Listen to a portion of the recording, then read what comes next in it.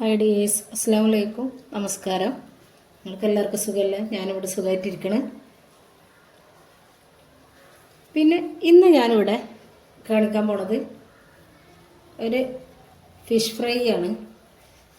അത് എങ്ങനെ നല്ല ക്രിസ്പി ആയിട്ട് പൊരിച്ചെടുക്കുക എന്നുള്ളതാണ്. അതിൽ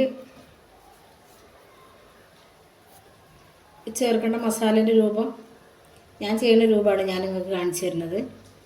അപ്പോൾ അതിന് വേണ്ടിയിട്ട് ഇവിടെ ഞാൻ 2 പച്ചമുളക്, ഒരു 4 ചുവന്നുള്ളി, പിന്നെ ചെറിയൊരു കഷ്ണം ഇഞ്ചി, പിന്നെ കുറച്ച് വെളുത്തുള്ളി, പിന്നെ അതിലേക്ക് ആവശ്യമുള്ള പൊടികൾ ആണ് ചേർത്ത് കൊടുക്കുന്നത്. കുറച്ച് മുളക് പൊടി, അത് ഓരോരുത്തർ മീനിൻ്റെ അളവിനനുസരിച്ചൊക്കെ ചേർത്ത് കൊടുക്കട്ടോ. ഇവിടെ ഞാൻ എൻ്റെ അടുത്തുള്ള കയ്യിലുള്ള 4 മീൻ അതിന് കണക്കാക്കിയിട്ടാണ് ഞാൻ ഇട്ടിപ്പം ചേർത്ത് കൊടുക്കുന്നത്. പിന്നെ മുളക് പൊടി 2 ടീസ്പൂണോളം മുളക് പൊടി ഇട്ട് കൊടുത്ത്, പിന്നെ അതിലേക്ക് ആവശ്യത്തിനുള്ള മഞ്ഞൾപ്പൊടി ഇട്ട് കൊടുത്ത്, പിന്നെ കുറച്ച് പെരിഞ്ജീരകത്തിൻ്റെ പൊടി, അത് നിർബന്ധമാണ്. പെരിഞ്ജീരകത്തിൻ്റെ പൊടി ഇട്ടാൽ മീനിന് തന്നെ ഒരു പ്രത്യേക ഒരു ടേസ്റ്റാണ്. അപ്പം നിങ്ങളുടെ കയ്യിൽ പൊടി ഇല്ലയെന്നുണ്ടെങ്കിൽ പെരിഞ്ജീരകം ചേർത്ത് അരച്ചെടുത്താൽ മതി. പിന്നെ ഞാനിവിടെ പെരിഞ്ജീരകം ചേർത്തതിന് ശേഷം കുറച്ച് കുരുമുളകിൻ്റെ പൊടിയും കൂടി ഇട്ട് കൊടുക്കുന്നുണ്ട്. ഇത് എരിവ് കൂടുതൽ ആവശ്യമില്ലാത്തവർക്ക് ഇതൊക്കെ കുറച്ച് കൊടുക്കട്ടെ. പിന്നെ കറിവേപ്പില ഇട്ട് കൊടുത്തിട്ട്, പിന്നെ ആവശ്യത്തിനുള്ള ഉപ്പ് ഇട്ട് കൊടുത്തിട്ട് മിക്സിൻ്റെ ജാറിലിട്ട് അരച്ചെടുക്കുകയാണ്. നല്ലതുപോലെ പേസ്റ്റായി അരച്ചെടുക്കണം. പിന്നെ ഈ സമയത്ത് വേണ്ടവർക്ക് മല്ലിപ്പൊടി ചേർത്ത് കൊടുക്കട്ടെ. ഞാൻ മല്ലിപ്പൊടി ചേർത്ത് കൊടുത്തിട്ടില്ല. ചിലർ മല്ലിപ്പൊടി ഇട്ട് പൊരിക്കണോലുണ്ടാവും, അപ്പോൾ അവർക്ക് മല്ലിപ്പൊടി ചേർത്ത് കൊടുക്കാം. നല്ലതുപോലെ പേസ്റ്റാക്കിയിട്ട് തന്നെ അരച്ചെടുക്കണം. ഈ സമയത്ത് കയ്യിലുണ്ടെങ്കിൽ ചെറുനാരങ്ങ പിഴിഞ്ഞെടുക്കുക, പിന്നെ അതല്ലെങ്കിൽ കുറച്ച് വിനാഗിരി ഒഴിച്ചെടുക്കുക ഒരു പുളിക്ക് വേണ്ടിയിട്ട്. അത് രണ്ടും ഇല്ല എന്നുണ്ടെങ്കിൽ കുറച്ച് പുളിവെള്ളം വേണമെന്നുണ്ടെങ്കിലും ചേർത്ത് കൊടുക്കുക. അപ്പോൾ എൻ്റെ കയ്യിൽ ചെറുനാരങ്ങൻ്റെ കുരു ഒരു വീണ്, അത് ഞാൻ എടുത്ത് മാറ്റിയിട്ടുണ്ട്. അപ്പോൾ അങ്ങനെ കുരു വീണ് കഴിഞ്ഞാൽ അത് അതിലിട്ട് അരച്ച് കഴിഞ്ഞാൽ ഒരു കൈപ്പരസം വരും. അപ്പോൾ അത് അരച്ച് നല്ലതുപോലെ പേസ്റ്റാക്കിയിട്ട് തന്നെ അരച്ചെടുക്കണം. അപ്പോഴേ മീനിൻ്റെ ശരിക്കും മസാല പിടിക്കുകയുള്ളൂ. പിന്നെ ഞാൻ അതിലേക്ക് ഈ 2 ചേരുവയും കൂടി ചേർക്കുന്നുണ്ട്. കുറച്ച് അരിപ്പൊടി, കുറച്ച് കോൺഫ്ലവറും. ശരിക്കും മീൻ നല്ല ക്രിസ്പി ആയിട്ട് കിട്ടാനാണ്. പിന്നെ നല്ല ടേസ്റ്റാണ് ഇതുകൂടി കൂട്ടി മീൻ പൊരിച്ചെടുത്താൽ. അപ്പം നിങ്ങളെ കയ്യിലുണ്ടെങ്കിൽ ചേർത്ത് കൊടുക്കുക, ഇല്ലെങ്കിൽ കുറച്ച് അരിപ്പൊടിയും കുറച്ച് മൈദയും കൂടി ചേർത്ത് കൊടുക്കുക. അതില്ലെങ്കിൽ രണ്ടും അരിപ്പൊടിയും കോൺഫ്ലവറും ഉണ്ടെങ്കിൽ അത് രണ്ടും കൂടി ചേർത്ത് കൊടുക്കുക. ഇത് കോൺഫ്ലവർ ഇല്ലെങ്കിൽ കേട്ടോ ഞാൻ പറഞ്ഞത്, ഇത് ചേർത്ത് കൊടുക്കുക. പിന്നെ ഞാൻ അരച്ച് വെച്ച മസാലയിൽ നിന്ന് കുറച്ച് മസാല എടുത്തിട്ട് എല്ലാം കൂടി കൂട്ടിയിട്ട് മിക്സ് ആക്കുകയാണ്.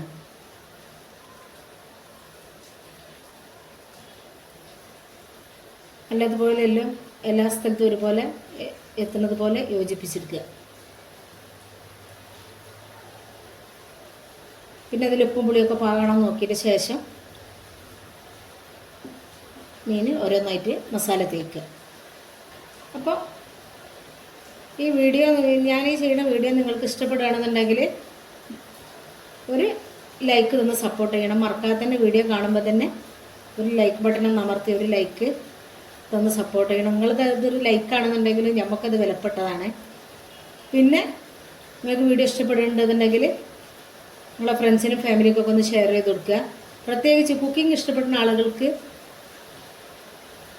ചെയ്ത് കൊടുക്കുക. അപ്പോൾ അവർക്ക് കുക്കിംഗ് ചെയ്യുന്നവർക്ക് ആയിരിക്കുമല്ലോ കൂടുതൽ ഇൻട്രസ്റ്റ് ഉണ്ടാവുക.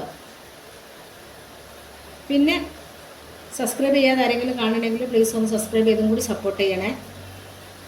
വീഡിയോസ് എല്ലാവരും കണ്ടു പോകുന്നുണ്ട്. ആരും ലൈക്ക് തരാൻ എല്ലാവർക്കും ഒരു പക്ഷേ ചിലപ്പോൾ അറിയാത്തതുകൊണ്ടായിരിക്കും ലൈക്ക് എന്താണെന്നുള്ളത്. ചിലപ്പം കമൻറ്റ് എഴുതി വിടാനും ചിലപ്പോൾ അറിയാത്തതുകൊണ്ടായിരിക്കും. കമൻറ്റ് എഴുതാൻ കഴിയാത്തവരാണെങ്കിൽ ഒരു സ്മൈൽ എന്നെങ്കിലും തന്നിട്ട് കമൻറ്റ് എഴുതി അറിയിക്കുക. അപ്പോൾ ഞാൻ മീനൊക്കെ മസാല തേച്ച് ഞാൻ ഏകദേശം ഒരു അരമണിക്കൂറോളം വെച്ചിട്ടുണ്ട് കേട്ടോ.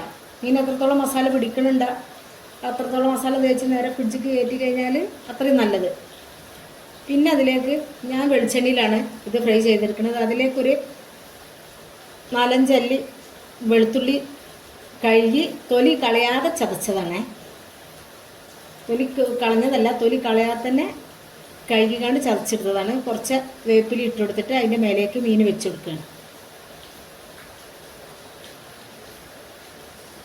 അപ്പോൾ ഒട്ടിപ്പിടിക്കുകയോ അങ്ങനത്തെ പ്രശ്നങ്ങളൊന്നും വരില്ല. ഇങ്ങനെ ആയാലും ചട്ടി പിടിക്കുകയോ ഒട്ടോ എന്നുള്ളൊരൊക്കെ ഒരു ഇതുണ്ടാവും, പേടിയുണ്ടാവും. അങ്ങനെ ഒരു പേടിയും പേടിക്കേണ്ട. എണ്ണ നല്ല ചൂടായതിൻ്റെ ശേഷം ചട്ടിയിലേക്ക് ഇട്ട് കൊടുക്കുക. പിന്നെ അടിഭാഗം വിട്ട് വന്നതിന് ശേഷം വേണം ഇത് മറച്ച് തിരിച്ചിട്ട് കൊടുക്കാൻ വേണ്ടിയിട്ട്, നമ്മൾ മറിച്ചിട്ട് കൊടുക്കാൻ. ഒരിക്കലും അടിഭാഗം വിട്ട് വരാതെ ഒരിക്കലും മീൻ മറിച്ചിട്ട് കൊടുക്കരുത്. മറിച്ചിട്ട് കഴിഞ്ഞാൽ അപ്പോൾ ചട്ടിയിൽ പിടിക്കും. അങ്ങനെ ഞാൻ ഓരോന്നായിട്ട് മറിച്ചിട്ട് കൊടുക്കുകയാണ്. അപ്പോൾ നിങ്ങൾക്ക് നോക്കിയാൽ തന്നെ മനസ്സിലാവും മീൻ നല്ല ഉഷാറായിട്ട് അടിഭാഗം മുരിഞ്ഞ് വന്നത്. അപ്പോൾ അങ്ങനെ ഓരോന്നായിട്ട് മറിച്ചിട്ട് കൊടുത്ത്. അപ്പോൾ കൂടുതലൊന്നും ആയിട്ട് ഉള്ള വീഡിയോ അല്ലത്. ഞാൻ ഇന്നലെ ഒരു പാവക്ക തോരൻ ഉണ്ടാക്കി. ആരെങ്കിലും കാണാത്തവരുണ്ടെങ്കിൽ അതൊന്ന് പോയി കണ്ടു നോക്കി. പിന്നെ ഏത് കുട്ടികൾ കഴിക്കാത്ത കുട്ടികൾക്കും കഴിച്ചു പോകും. നല്ല ടേസ്റ്റാണ്. ഇതിൻ്റെ ആ കൈപ്പരസ് ഒരുപാട് കുറവുണ്ടാവും. അതിൽ ഞാൻ ആ രൂപത്തിലാണ് അത് ഉണ്ടാക്കിയിട്ടുള്ളത്. അപ്പോൾ കാണാത്തവരുണ്ടെങ്കിൽ അതൊന്ന് പോയി കണ്ടു നോക്കി. അപ്പോൾ മീൻ കൂടുതൽ ഓവർ തീയിലിട്ട് കൊടുക്കരുത്.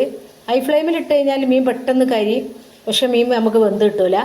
അപ്പോൾ എണ്ണ നല്ലതുപോലെ ചൂടാകുന്നത് വരെ നല്ല ഫ്ലെയിമിൽ തന്നെ ഇട്ട് എണ്ണ ചൂടാക്കിയെടുക്കണം. ചൂടാക്കിയിട്ട് മീൻ അങ്ങോട്ട് നമ്മൾ അതിലേക്ക് ഇട്ട് കൊടുത്തു കഴിഞ്ഞാൽ നേരെ മീഡിയത്തിലേക്കോ സിമ്മിലേക്കോ ആക്കിയിട്ട് ഇട്ട് കൊടുക്കണം. മീഡിയത്തിലേക്ക് ഇട്ട് കൊടുക്കണം. അപ്പോഴേ മീൻ ശരിക്ക് വെന്ത് വരുള്ളൂ, ശരിക്ക് മുരിഞ്ഞൊക്കെ നമുക്ക് കിട്ടുള്ളൂ. അല്ലെങ്കിൽ മീൻ പെട്ടെന്ന് അതാണ് 2 ഭാഗം വേവുന്നല്ലാതെ ഉൾവശം വെന്തിട്ടില്ല. അങ്ങനെ ഈ മസാലയിൽ മീൻ പൊരിച്ചാൽ നല്ല ടേസ്റ്റാണ്. പക്ഷെ നമ്മൾ സാധാ പെട്ടെന്നായി കിട്ടാൻ വേണ്ടിയിട്ട് മല്ലിപ്പൊടി, മുളക് പൊടി, മഞ്ഞൾപ്പൊടി, ചിലപ്പം വേപ്പിലയും